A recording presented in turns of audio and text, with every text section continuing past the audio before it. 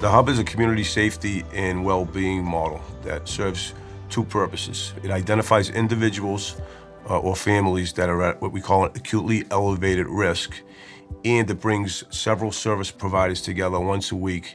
There was no way that we were going to be able to go forward in helping young people stay out of prison and get them out of poverty and harm's way if we weren't working with other communities, if we weren't working with the police department and the courts. And the Hub brought everyone together, brought everyone to the table. Being involved with the Hub has helped because we've made a lot of connections.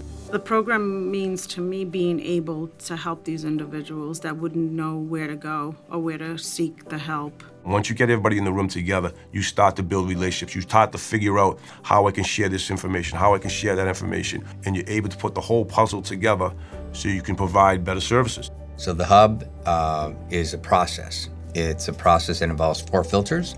So filter 1 is done outside of the Hub. That is done before the meeting happens, and that's done at an organization or a group that's trying to help somebody get out of risk. They determined that they need to introduce this situation to the Hub. Filter 2 is a de-identified introduction of that individual or the family, and it's an introduction of risk factors, age range, and gender, and it is done to determine if this individual is at a high level of risk. We have a female, age 60 to 69. Risk factors are diagnosed mental health, currently homeless due to an eviction, self-harm, self-neglect, poverty, and negative peers. And is there a brief narrative? Sure. So we have an elderly female who is currently homeless due to being evicted for smoking in her apartment. She is missing her appointments and still needs medications, but won't show up for the appointments and is going to need help with housing, but now has an eviction on her record. So to the group, is there a consensus of a high probability of harm? Yes. And is there a high predictability that this harm will continue? Yes. And are we crossing several service sectors? Yes. Therefore, are we in acutely elevated risk? Yes.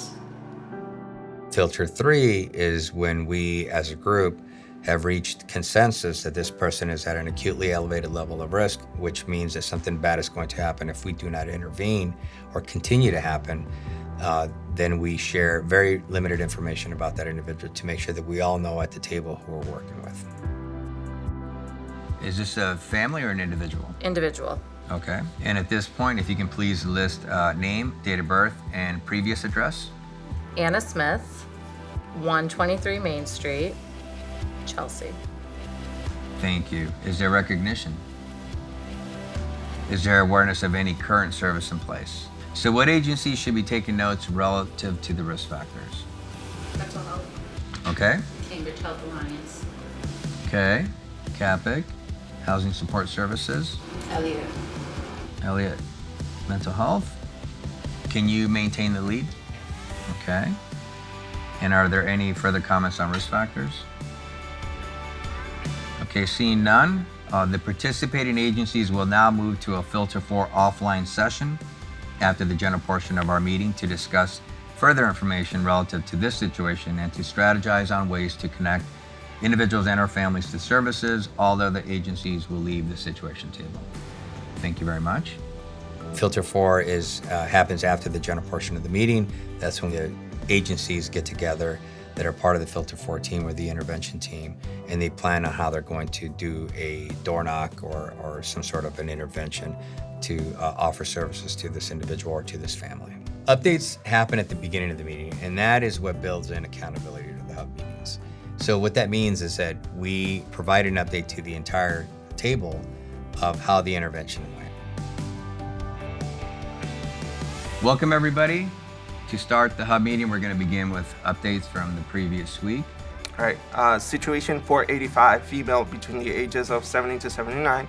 This situation was introduced by Cambridge Health Alliance, and CAPIC was taking the lead. This is a family intervention. Some of the risk factors are basic needs, housing, mental health, and physical health, chronic disease. Do we have an update on situation 485?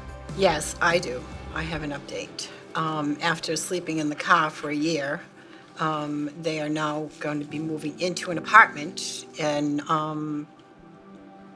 4 days. 4 days. so they are ecstatic. But other than that, CAPIC's going to help them with their security deposit, and they're going to be finally out of their car. Based on the update, it sounds that this family was connected to services, so I'm going to go ahead and conclude connected to services. Great, thank you, Jose. That's fantastic. Thank you, everyone. I think that deserves a round of applause.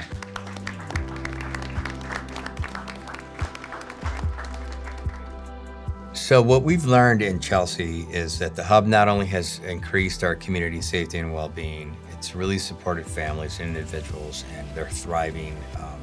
They feel supported. It's a small community, and that connection is really important.